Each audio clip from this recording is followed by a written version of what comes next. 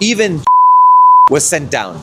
Just think about that. Even the foremost leader, I don't think Donald Trump ever was sent down to a rural area. While he was partying on Epstein's Island, was learning from the people, meeting peasants, meeting workers, and trying to figure out how to dedicate his life to increasing the prosperity of his nation. The government here in this province built for 40 people an entire highway to reach them in the mountains. I mean, think about that. In the United States, we can't even fix the bridges. We can't even fix the infrastructure. We have collapsing subway lines. How's it going, everybody? It's Jackson Hinkle. We're here in Guizhou, China, in a little village outside the capital city of Guiyang. It is currently 5 a.m. It's earlier than I usually wake up, but we are here for a very important reason. Today, we are going to be taking a look at how China was able to lift 9.2 million people out of poverty within 8 years. Right behind me is a giant bus filled with farmers who are going to be taking their goods, their agricultural products, to the capital city to sell. This is only made possible by the Communist Party of China and the programs that they implemented to reduce poverty in Guizhou. We're going to be taking a look at all of this. We're going to get on the ground and try to find out what's going on, because we know that the right things are not going on in our home countries in America, and we want to fix that. And we start by learning from those who did it best here in China. As I come on this trip, I want to reflect on, of course, the historic Long March and how the principles and the values that were so important to the success of the Long March are embodied today by the party, by the cadre, in implementing these programs which are responsible for lifting millions of people out of poverty all across the country. We're going to be joining the farmers on the bus. It's going to be quite something.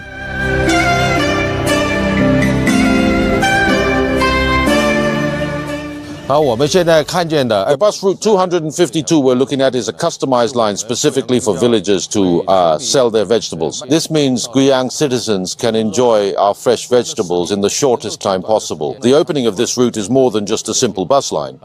Actually, it's reflected in the villagers' bright smiles.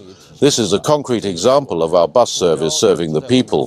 So it's a livelihood route and also a route to prosperity for the villagers. So the opening of this route has also led to a continuous increase in our villagers' income. Since this route was officially opened on June 1st, 2024, we've served about 700,000 passenger trips for villagers and transported over 1,800 tons of fruits and vegetables.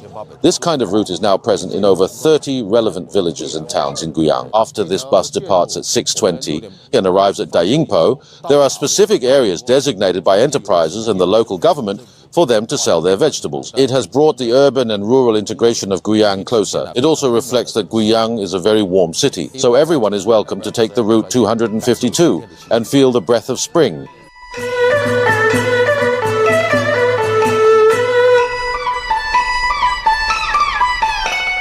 So we're on the bus now. We're going to be talking to some of the farmers and hearing exactly how this bus and this program has impacted their life. You know, it's not just about the poverty alleviation, because that was completed back in 2020 when 66 counties in this province were announced lifted out of poverty. This is now about the rural revitalization, connecting the rural areas with the cities.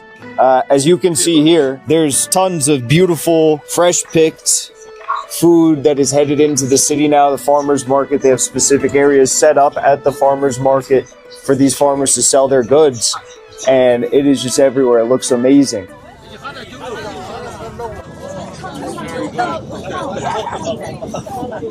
like the bus? Yes, yes. How did you get into the city before the bus? Vans from like other people. And they have to leave the house like 2 hours earlier than this. At 2 a.m. At 2 a.m.? Oh my gosh, that's crazy. We've been doing this for a long time, for many years, for more than 10 years. Without this bus, she won't be able to go to the market. This bus is really incredible because not only does it allow for the farmers to bring way more food into the city each and every day, and they do come each and every day. At one point, there was workers on these same buses going into town to work, but they changed it, so now the farmers have their own bus. They can bring way more food into the city, And also, previously, they were either walking all the way into the city, like 20 kilometers, or they were paying to drive into the city and bring their goods there, which was just not an economically viable path for them to sell their goods and a smaller amount of goods.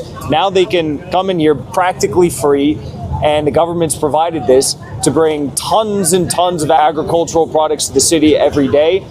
And then they go home around 4 p.m., they harvest more and come back the next morning. So it's a beautiful program, and it's provided a lot of opportunities for the farmers here in Guizhou.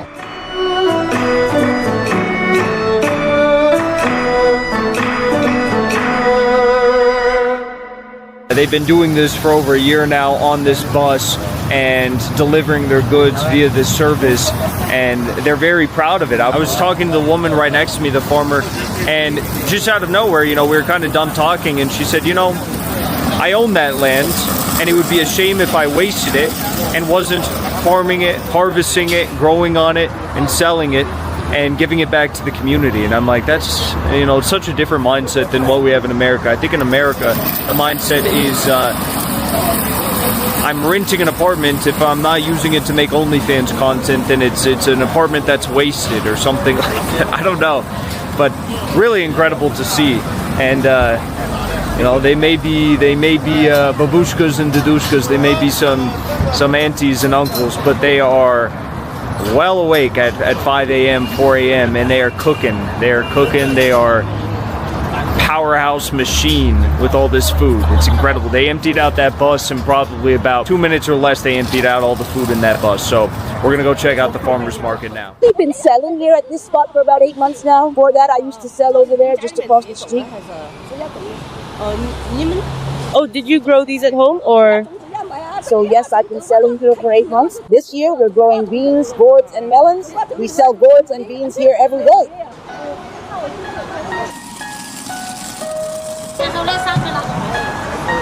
I'm with my comrade Chris Halali here, the Foreign Secretary of the American Communist Party. We're all the way out in China, despite the fact that he's a little injured. He's on crutches at the moment, but he's a trooper, much more so than me.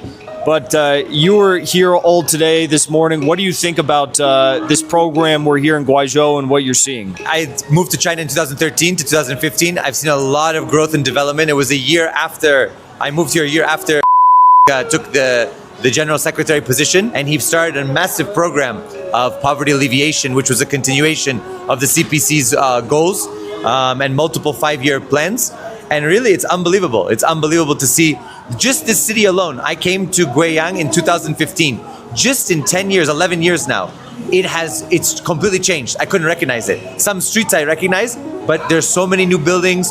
There's 4 new subway lines that have been built since I was here. There's tunnels through the mountains.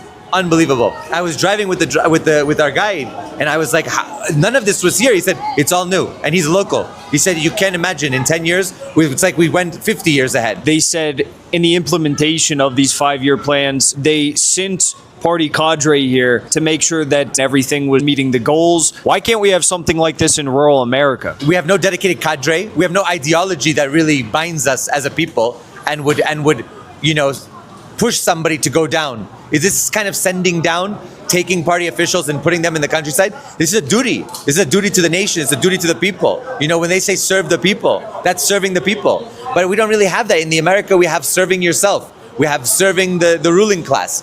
And if we really want to do something like that, we got to transform America. We got to transform America. And there are people who are advocating for this. But at this point, to do something of this magnitude is almost unthinkable, because our government is so fixated on the big money interests, the big lobbies, on all these 1,000+ military bases we have, on all the endless wars. And as you've seen, even when people campaign to end the endless wars, they only drive endless wars even more. They only are pushed into it even more so by all the lobbies and by their interests and by people around them. So it's totally possible to do something like this. It's totally possible. The US has the capability to do this. But at this point, it doesn't have the ideological drive. It doesn't have the infrastructure. It doesn't have the dedicated cadre. It doesn't have an ideology that binds the nation that could really do something like this. But here in China, even was sent down. Just think about that. Even the foremost leader the foremost leader. I don't think Donald Trump ever was sent down to a rural area. While he was partying on Epstein's Island, was learning from the people, meeting peasants, meeting workers, and trying to figure out how to dedicate his life to increasing the prosperity of his nation and seeing the lives and the increased dignity and prosperity of his people. Now they have that power within there, and the government supports them. The government builds infrastructure. The government here in this province built for 40 people an entire highway to reach them in the mountains. I mean, think about that. In the United States, we can't even fix the bridges. We can't even fix the infrastructure. We have collapsing subway lines.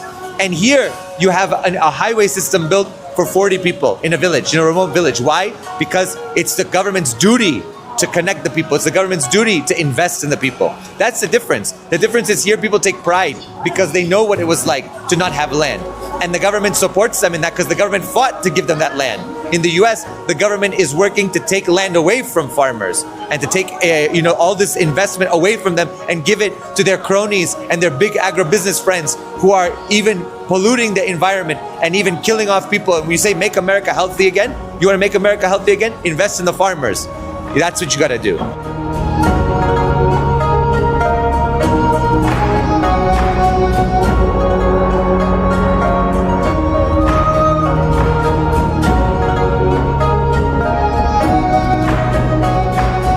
As I understand, there's 41 lines that have carried over 700,000 people in the past year and a half. It's incredible. In this city, getting these rural farmers to Guiyang. Are there plans to make more lines? Are there plans to change anything, improve anything? Because today was very crowded because we had a whole film crew on the bus, but I don't know if there's anything new you are all planning. Okay. We'll open more. Because right now, it is the slow off-season period. Since it is the off-season, we have arranged the vehicle frequency to be a bit tighter. Our dedicated company, and especially our leaders, have already successfully established and launched numerous specialized lines for the direct benefit of the local people and farmers. Consequently, we are currently preparing to further expand and continue opening these essential benefit farmer special lines across the surrounding counties and districts. Since the company leadership arranged for us to run this 255 benefit farmers line, it has helped villages near Dingpa, where many villagers had a hard time selling their produce. Back then, taking the bus was very inconvenient. But now that the company has solved this problem, it has provided them with great convenience. Every day when we come out, you see, we help them by providing convenient pickup points and helping with their sales channels. So it solves many of their practical difficulties. In the past, they had to come out in the middle of the night to sell vegetables, and even then it was hard to sell them.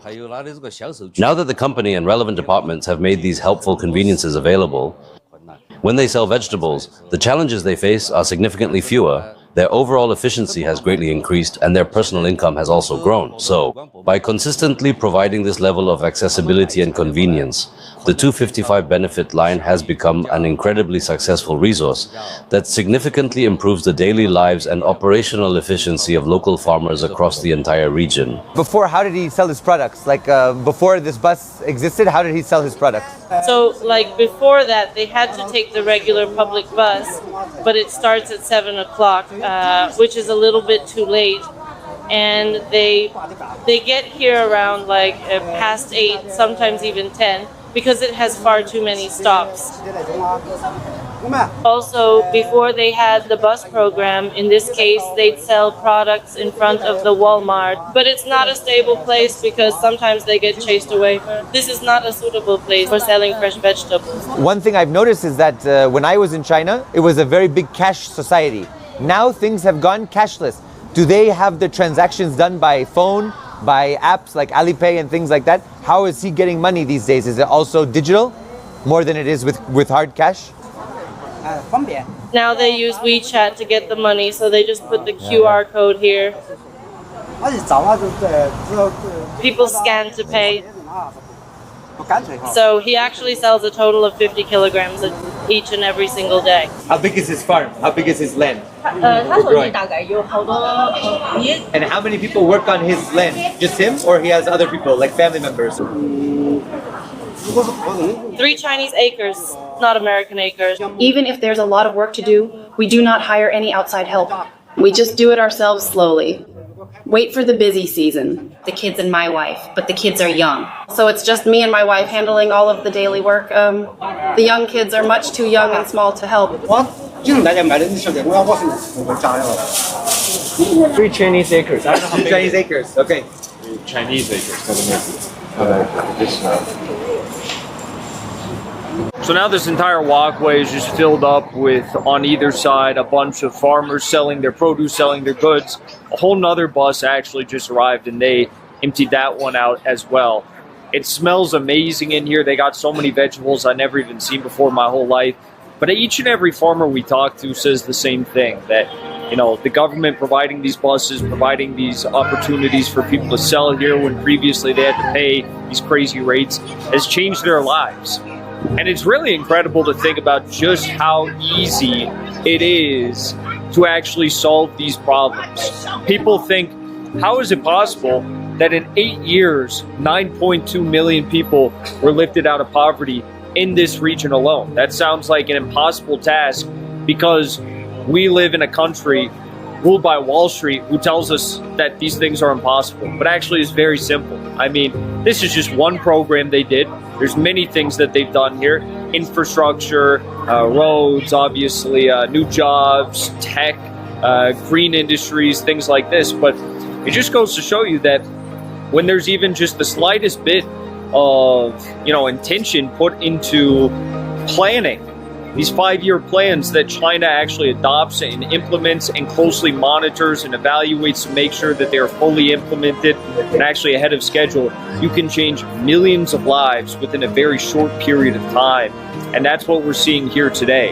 That's why the disposable income on average went up 3 times within a span of just a few years. And it definitely is on display here with the farmers. One thing I notice is that, you know, each and every farmer has these huge, you know, plots that they sell, and they come out here each day. So this is not like a once a week thing that you see every Sunday in America at the farmers markets. This is each and every day they come out to sell all of this. And I asked each of them, you know, how much could you actually sell beforehand, before when there were no buses? They all said the same thing, practically nothing, and they made very little money because they had to pay all these like permits, fees, fines, everything like that. So with a little bit of intention and with less wars on Iran, Yemen, and Gaza, we could do a lot to change rural America as well. All right, folks, that's all for this video. We have a ton more content coming from China. We're going to be visiting the historic immersive Long March Museum. We're going to go see the world's largest bridge in Guizhou and a ton more stuff. So stay tuned. You're not going to want to miss it.